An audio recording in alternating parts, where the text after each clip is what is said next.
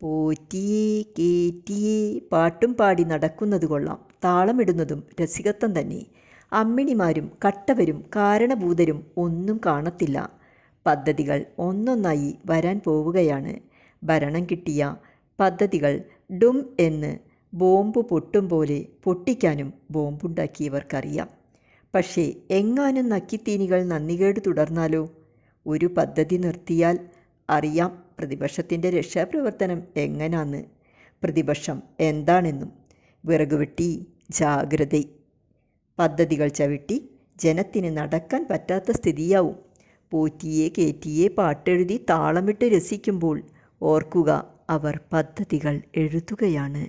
വരുന്ന 5 ആണ്ട് ഭരിക്കാനുള്ളവ. കിട്ടിയില്ലേൽ വിശന്നു വലഞ്ഞ ജനം നിങ്ങളെ തിന്നും.